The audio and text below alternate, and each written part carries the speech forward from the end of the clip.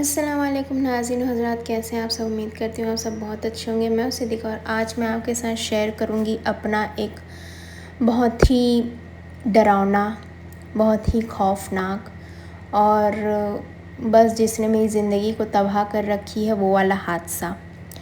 तो अभी भी मैं यहाँ किचन में बैठी हूँ, रात के 4:30 बज रहे हैं, बस फजर होने ही वाली है 5 बजे। और मैं इतना डर रही हूँ, इतना मैं डर रही हूँ कि मैं आपको क्या बताऊँ। कहीं लाइट गोल ना हो जाए और मेरा पता नहीं मेरे साथ क्या हो जाए। कहीं मैं चीखने ना लग जाऊँ, कहीं मैं डरने ना लग जाऊँ। ये मेरी ज़िंदगी का इतना बड़ा डर हो गया ना कि मैं आप लोगों से बता भी नहीं सकती कि अभी मैं किस हालत में आप लोगों से ये बोल के मेरे अंदर हिम्मत ही नहीं है बोलने की। मैं इतनी ज़्यादा डरी हुई हूँ इस वक्त, आप लोग मेरी आवाज़ से पता लगाओ। पर मैं सोची ना कि बस अब रबीउल अव्वल आने वाला है ना, ईद मिलादुल नबी। तो मैं बस अब इस आज से मतलब मैं अपना ज़िंदगी का ना एक नया शुरुआत करना चाह रही हूँ, क्योंकि इसके कारण ना मेरी ज़िंदगी में बहुत इफ़ेक्ट पड़ रहा है। मेरे रिश्तों में, मेरे स्किन में, हर चीज़ में ना मैं बहुत ज़्यादा परेशान हो चुकी हूँ। तो मैं सोच रही हूँ कि मैं बस इसको बोल के निकाल दूँ ना अपने ज़िंदगी से, एक ही बार डर लूँ तो फिर मैं अपनी ज़िंदगी को हो सकता है कि खुशी से जी पाऊँगी आगे। तो हुआ कुछ यूँ था कि ये मेरे बचपने की बात है। मेरी बुआ की लड़की, मेरी बहन समझ लो, सगी बुआ की। तो मैं उसके साथ बहुत मैं दिन भर उसी के साथ घूमते फिरते रहती थी। मतलब उसका पूरा जवानी, कॉलेज सब मेरे साथ था।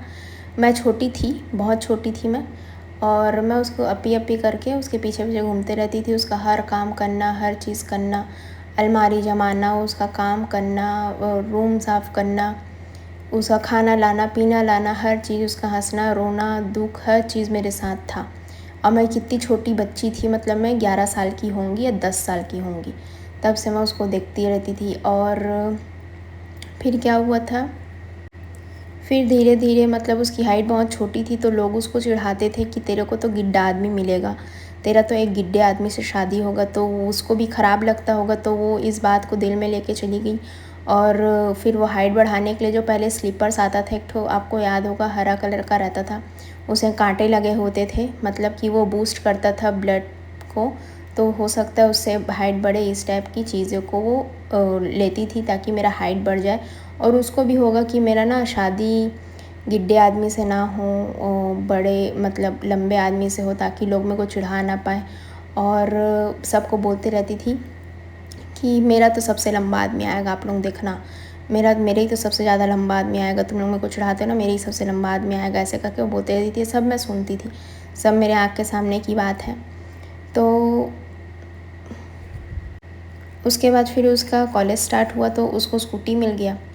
फिर वो एक कॉलेज जाने लगी तो वहाँ पता नहीं अब मेरे को कि वो जिस लड़के से पटी तो उसको उसके शादी का उसको पहले ही से पता था कि नहीं पता था, या फिर अल्लाह ही जाने, वो तो है ना, वो तो हम नहीं जान सकते, वो तुम लोग उनका प्राइवेट बात था। पर वो एक लड़के से फंसी जिसका हाइट ना बहुत लंबा था, मतलब शायद स्टाइल्स का मयंक को देखे हो ना आप, मयंक भाई जितना ही मतलब था ना लंबा, उतना ही लंबा था सेम।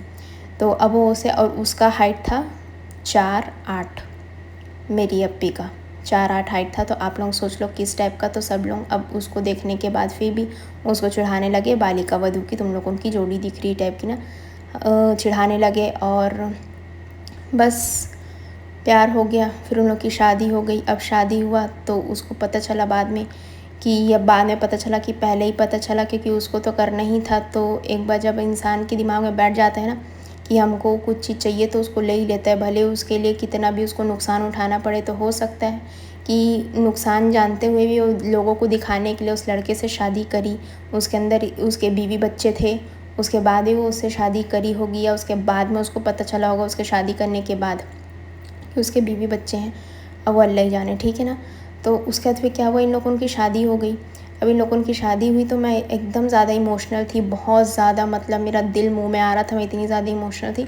और मैं इसको बोली कि चलो अप्पी, हम लोग, मैं ना बहुत रोना चाहती हूँ कि आपकी शादी हो गई, मैं बहुत ज़्यादा वो हूँ। तो वो मेरे को ना डांट दी, बोलती अरे चल, तो क्या होता है, मेरा शादी हो रहा है ना, इसमें खुशी की बात है, इसमें रोने की क्या बात है। पर वो मेरे से दूर जा रही थी, इसलिए मैं बहुत ही ज़्यादा उदास थी और मैं बहुत रोना चाह रही थी। पर उस टाइम जब वो मेरे को चिल्लाई ना, तो मैं बहुत ही ज़्यादा डर गई और मेरे को लगा कि ये लड़की मतलब ऐसे कैसे मेरे को चिल्ला सकती है, ये तो मेरे से कितना प्यार करती है ना, तो क्यों मेरे को इतना डांट दी। उस दिन से मैं थोड़ा सा उससे दूर हो गई। फिर धीरे धीरे जब मैं उससे दूर होने लगी ना, तो वो एकदम गुस्से में आ गई। एक दिन मैं अपनी दादी के साथ बाज़ार गई थी और मेरी दादी उसके लिए केला लेकर के आई थी, तो मैं उसके लिए केला लेके गई। तो वो केला को पूरा रोड में फेंक दी और बोलती है कि ले जा अपना केला, 2 कौड़ी का केला, मेरे को नहीं चाहिए तेरा केला, मेरे को कोई ज़रूरत नहीं तेरे केले की। तो भी मैं डर गई थी, मतलब क्यों ये ऐसा कर रही है, मेरे से इतना क्यों चिढ़ रही है टाइप का। तो फिर मैं उससे धीरे धीरे बात बंद कर दिया, मैं उसका काम नहीं करने लगी थी, क्योंकि मैं थोड़ी बड़ी हो गई, मेरा भी ट्यूशन और स्कूल रहता था। इसलिए हो सकता है कि उसको मेरे से थोड़ा सा चिढ़ हो गया होगा, या उसके ही लव लाइफ में ऐसा कुछ चल रहा होगा जिससे उसको दिक्कत हो रही होगी। मेरे को इतना समझ नहीं आया। देखो, मैं इतना फड़फड़ा के बता रही हूँ ना आप लोग को, आई होप कि आप लोगों को समझ आ रहा होगा, क्योंकि अभी मेरी जो दिल की धड़कनें हैं मैं आप लोगों को नहीं सुना सकती।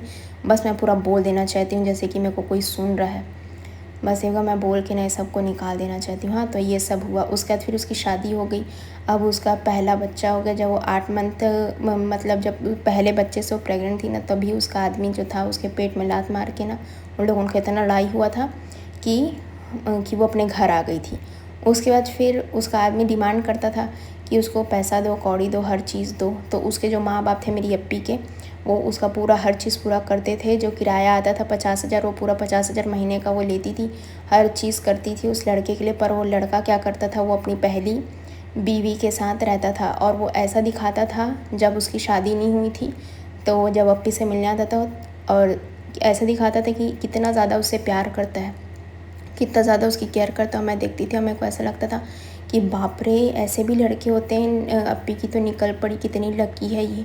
और वो उसको फ़ोन गिफ्ट किया था, तो वो भी देख के मेरे को ऐसा लगा, वाह यार, इसकी तो लॉटरी लग गई, कितनी ज़्यादा खुश है। मैं भी ऐसी शादी करूँगी ना, तो मेरा भी ज़िंदगी अच्छा होगा, ऐसा ऐसा मेरे को लगता था। बच्चे लोगों को तो शादी का शौक़ रहता ही है, तो ऐसा लगता था मेरे को। और उसके बाद फिर इन लोगों का लड़ाई झगड़ा हुआ, तो मेरे को तब भी ऐसा लगा, अरे बाप रे, ये क्या हो रहा है। ऐसा तो मैं तो नहीं सोची थी। उसके बाद फिर वो इतना हद तक, उसको हर पैसा कौड़ी सब कुछ देने के बाद भी वो इस हद तक गिर गया कि वो आता ही नहीं था उसके पास ना। वो सिर्फ अपने बीवी पहले वाली के पास और उसका अपने बच्चे लोगों के पास रहता था, और ये उसको बुलाते रहती थी। फिर एक दिन इन लोगों का लड़ाई हुआ और तब मेरा उम्र था 12 साल। अब तो अपने शादीशुदा ज़िंदगी में व्यस्त हो गई थी और हम लोग भी उधर जाते नहीं थे उसके घर साइड, क्योंकि हमारा आजू बाजू ही घर था। पर मेरा जाना बंद हो गया था वहाँ, क्योंकि मेरे को चिल्ला दी थी 2-3 बार ना, तो फिर मैं उतनी अटैच नहीं थी उससे। और वो भी अपनी ज़िंदगी जी, मैं भी अपना कॉलेज वो कर रही थी, ट्यूशन व्यूशन ना। हिंदी मीडियम से तो मैं इंग्लिश मीडियम में निकल के आई थी, तो मेरे को बहुत ही ज़्यादा पढ़ाई में दिक्कत हो रहा था, इंग्लिश मेरे समझ में नहीं आता था। तो इसलिए अच्छा हुआ था कि मैं छूट गई थी। फिर एक दिन मैं सो रही थी और सुबह सुबह ही खबर आया कि ना उनका आदमी उनको जला दिया है, किससे, थिनर से। अब वो पूरा 80% तक जल गया, वो हॉस्पिटल में एडमिट है। तो मेरे घर में बोले कि चलो सब लोग चलने जाएंगे देखने। मेरे अंदर तो हिम्मत नहीं था, भैया मैं तो नहीं देख सकती कि क्या हाल था। उसके बाद फिर मैं तो नहीं गई, डर गई, मैं बहुत ही ज़्यादा डर गई। उसके बाद फिर जब इन लोग आए घर, तो इन लोग सब बताए कि एकदम होंठ सूजा था, पैर सूजा था, सब कुछ ऐसा वैसा था ना। तो वो एक इमेज जो रहती है वो मेरे दिमाग में एकदम क्रिएट हो गई और आज तक वो मेरे को दिखाई देता है, पता नहीं क्यों। मैं देखी भी नहीं हूँ, बस मैं सुनी हूँ कि ऐसा ऐसा हरकत है, ऐसा ऐसा हुआ था। बोल नहीं पा रही थी, बैठ नहीं पा रही थी। और जब ख़त्म होने वाली थी ना, तो मतलब उसका जब पट्टी चेंज करने वाले थे, तो वो मतलब लुढ़क गई थी सिस्टर के हाथ में ही। तो ये सब हुआ था, ये सब मैं सुनी हुई हूँ। तो ये सब डेली, मतलब सोचो, जब मैं 12 साल की थी और मैं 25 साल की हूँ, ये तब से मेरे दिमाग में आज तक फिट बैठा हुआ है। वो हर एक चीज़ जो मैं सुनी हूँ, मैं देखी भी नहीं हूँ, पर वो मेरे दिमाग में दिखाई देता है पूरा। ऐसे लगता है कि मेरे आँख के सामने हो रहा है। और जब वो ख़त्म होने वाली थी, तो हो सकता है कि फ़ोन में उन लोग डेली बात करते होंगे कि वो बोलती होगी कि तुम आ जाओ, और वो नहीं आ रहा था। तो जब ये थी ना नशे में, जब ये ख़त्म होने वाली थी, तो भी वो नशे में फ़ोन नहीं लगा था इसके पास, पर वो अपने आप बात करी थी कि तुम अभी तक नहीं आए ना, अपने हस्बैंड से। वो बस बड़बड़ा रही थी कि तुम अभी तक नहीं आए ना, तुमको मैं बोली हूँ ना कब से घर आने के लिए। चलो आओ जल्दी आओ, ऐसे ऐसे करके वो बड़बड़ाई थी। मतलब मेरे को इतना ट्रॉमा हो गया इस चीज़ का कि मैं अभी भी थरथरा रही हूँ। मेरे को नहीं पता मेरा क्या होगा भैया। बस मैं इसको ना बोल के आज निकाल देना चाहती हूँ। मैं अपनी ज़िंदगी में इसका कोई वो नहीं रखना चाहती। फिर क्या हुआ दोस्तों, हाँ फिर वो ख़त्म हो गई। और जैसी फिर वो ख़त्म हुई तो रात हुआ ना, इन लोग सब हॉस्पिटल से वापस आए। तो फिर मेरी बुआ बोलती है कि बॉडी को कब देगा। तो फिर सब लोग फिर मेरे को ऐसा लगा कि वाह, अभी तक तो उसका जो नाम रहता था वो लेके बोलते थे, अब देखो ख़त्म हो गई तो उसको बॉडी बोल रहे, नाम तक, मतलब कि नाम तक नहीं ले रहे उस चीज़ का।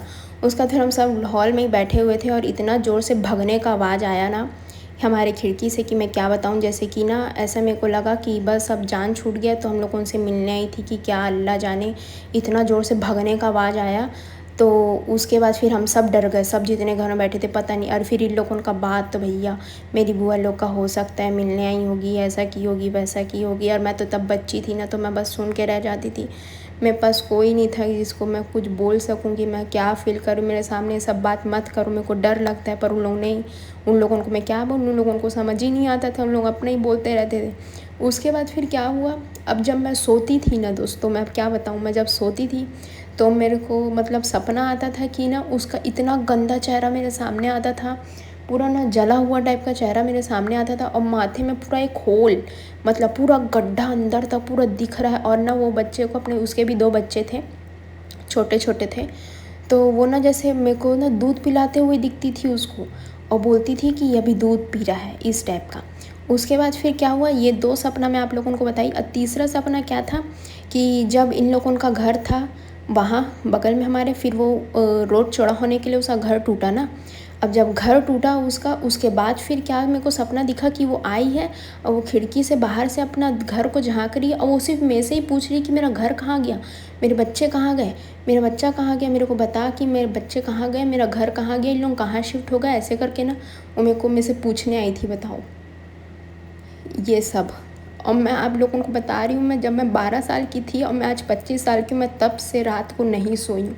क्योंकि मैं जब सोती थी मेरे को तब इसका सपना आता था, और मैं आज तक नहीं सोई हूँ। मैं आप लोगों को बता रही हूँ, उसके रिश्ते से मेरे अपने रिश्ते में इतना फ़र्क पड़ा, इतना फ़र्क पड़ा। मैं इतने साल से मैं हंसी नहीं हूँ खुल के। मेरे को इतना पता नहीं मेरे दिल में क्या भारीपन है, किस चीज़ का। मैं आज तक किसी को बता भी नहीं पाती हूँ कि मैं क्या फ़ील कर रही हूँ। मैं इतना ज़्यादा डरती हूँ, इतना ज़्यादा डरती हूँ, मैं हर चीज़ से डरती हूँ। जब अभी मेरी मम्मी और मेरी नानी एक लड़का को पसंद किए थे मेरे लिए कि मेरा उससे शादी कराएंगे, वो लड़का इतना अच्छा था, इतना अच्छा था कि वो पूरा पाक नमाजी ना, इतना अच्छा उसका घर, इतने अच्छे उसके लोग, पूरे पर्दा करने वाले, इतने तहज़ीबदार। उन लोग चाहते थे, मेरे माँ मेरी नानी, की मेरा उससे शादी हो जाए। तो वो लड़का अब वो भी चाहता था कि मेरा उससे शादी हो जाए। अच्छा, क्योंकि मैं भी नमाज़ पढ़ती हूँ, तो फिर उन लोगों को लगा होगा कि हाँ मैं एक अच्छी लड़की हूँ। पर जब वो मेरे पास आता था या मेरे से बात करने की कोशिश करता था ना, मैं उससे बात नहीं कर पाती थी। मेरे को ऐसा लगता था कि सब, ऐसा लगता है ही कि मेरे को ना सब लड़के सिर्फ धोखेबाज हैं, सब लड़के गंदे हैं, मैं किसी के साथ नहीं रह सकती, मेरे को तो शादी ही नहीं करना है। लड़के लोगों सिर्फ ना मौत देते हैं और कुछ नहीं देते।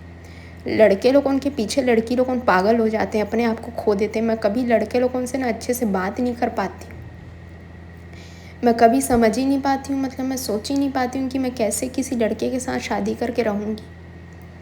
मेरे को उन लोगों से, अगर कोई मेरे से अच्छे से बात कर लेते हैं ना, कोई लड़का या फिर कोई शादी के लिए मेरे से बात कर लेता है, या उसके घर वाले आते हैं ना, तो मैं उसके घर वाले के साथ मेरा अजीब बिहेवियर हो जाता है, जैसे फड़फड़ा जाना, या कोई मेरे को अपने पास बुला के बैठाना, तो मैं लोगों के पास जाके नहीं बैठती हूँ। क्यों? क्योंकि मेरा रिश्ता पक्का ना हो जाए, इतना मेरे को डर लगता है लड़के से, कि कहीं ये लड़का मेरे को मार न डाले, जैसे कि मेरी बहन को मार डाला।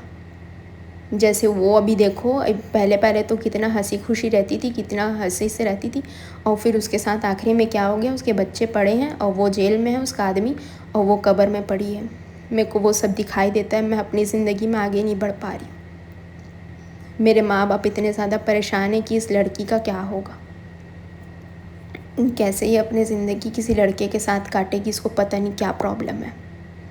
मैं क्या बताऊँ मेरे को क्या प्रॉब्लम है, मैं क्यों लड़कों से इतना नफ़रत करती हूँ, मेरे को क्यों उन लोग से इतना डर लगता है, मैं किसी से अटैच क्यों नहीं हो पा रही हूँ। मैं अपनी ज़िंदगी में कैसे आगे नहीं बढ़ पा रही हूँ, मैं क्या बताऊँ, क्योंकि मैं खुद ही नहीं समझ पा रही हूँ। अभी हॉस्पिटल से जाके आ रही हूँ और ये सब मेरे अंदर से निकल रहा। अभी मेरा 1 महीने का दवाई भी पूरा नहीं हुआ। मैं अपनी माँ को भी नहीं बताना चाहती, क्योंकि वो सोचते हैं, वो बोलते हैं कि हाँ हाँ हाँ होता होगा ऐसा। मैं वो पता नहीं, वो मेरे को डीपली नहीं समझ पाते, या फिर मैं उनको डीपली मैं समझा ही नहीं पा रही हूँ जैसे कि मैं समझाना चाहती हूँ कि मैं कितना डर रही हूँ ये सब चीज़ से। क्यों मेरे दिमाग में जितना तो उसकी मेरी अप्पी की माँ लोग, उसके माँ बाप उसको याद नहीं करते होंगे, उससे ज़्यादा मैं उसको अपने दिमाग में बसा के रखी हूँ। मैं जब भी सोने जाती हूँ डेली नमाज़ पढ़ती हूँ, मैं खाना खाती हूँ। मैं अगर किसी लड़के को देखती हूँ, अगर मैं कभी अपने शादीशुदा ज़िंदगी के बारे में सोचती हूँ, एक लड़कियाँ सोचती ना, अरे शादी के बाद मेरी तो शादी होगी, मेरे से छोटी छोटी लोगों का शादी हो गया। बताओ मैं क्या बताऊँ आप लोगों को कि मैं किस चीज़ से गुज़र रही हूँ। मैं आगे ही नहीं बढ़ पा रही हूँ अपनी ज़िंदगी में, मैं आगे ही नहीं बढ़ पा रही हूँ। मैं स्टक हो गई हूँ, मैं डर रही हूँ सिर्फ, और ना मेरे को समझ ही नहीं आ रहा है मैं क्या करूँ।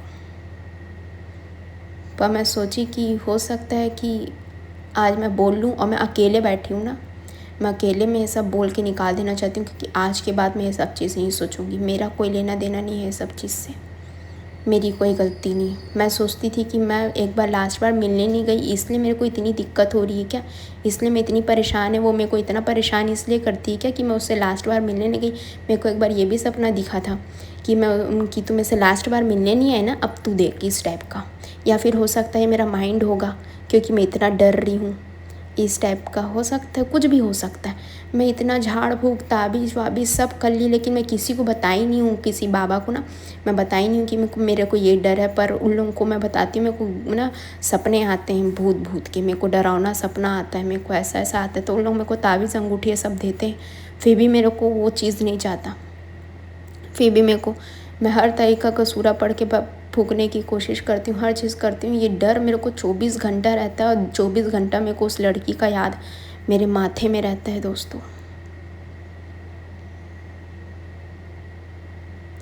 पता नहीं मेरा आगे क्या होगा, बस मेरे को आप लोगों के साथ ये शेयर करना था, तो मैं कर दी। मैं हर चीज़ को ना डीपली अपने जिस्म में, मतलब अपने दिल में उतार लेती हूँ, और मैं कुछ ज़्यादा ही डीपली फील करने लगती हूँ। और आज मेरी मम्मी मेरे को बोलते हैं कि अपना लड़के का ही बात चल रहा था, रिश्ते का, तो आज मेरे को मम्मी बोले, मेरे को ऐसा लगता था कि लड़के में प्रॉब्लम है, मेरे को में कोई प्रॉब्लम नहीं। तो मम्मी मेरे को बोले कि नहीं, लड़के में कोई प्रॉब्लम नहीं था भाई, तू अपना आदत को देख, तेरा आदत गंदा है, समझी। तू जैसे फड़फड़ाती और जैसे किसी से मिलना जुलना नहीं चाहती ना, तो ऐसे लोगों की कभी शादी नहीं होती। तो बस वो मेरे को रियलिटी चेक मिल गया कि हाँ सही है, मैं अपने रिश्ते खुद ख़राब कर रही हूँ, मैं किसी से रिश्ते नहीं बना रही हूँ। ऐसे तो ज़िंदगी नहीं चलेगी ना, मेरे को तो किसी के साथ ज़िंदगी अपनी बितानी ही पड़ेगी। डर के क्या मैं किसी और लड़की की सज़ा किसी और लड़के को कैसे दे सकती हूँ, क्या करूँ मैं। बस यही बात था दोस्तों।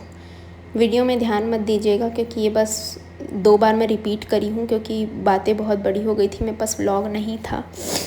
बाप रे, मेरा पैर हाथ मैं पूरी थरथरा रही हूँ, मैं बोल भी नहीं पा रही हूँ, क्या बोलूँ, बस मैं डर गई हूँ। पर ठीक है, आज बोल ली हूँ ना, तो हो सकता है कि मेरे में कुछ बदलाव आए, और मैं थोड़ा कुछ पॉजिटिव फील करूँ, थोड़ा हंसूँ अपनी ज़िंदगी में। और ना आज मैं 2 मिनट के लिए हंसने की कोशिश की थी, तो थोड़ा सा रिलैक्स फील हुआ मेरे को। अब मैं सोच रही हूँ कि जब भी मेरे को डर वर लगेगा ना, तो मैं हंसूँगी ना, तो मेरे को अच्छा लगेगा, स्माइल करूँगी तो मेरे को अच्छा लगेगा।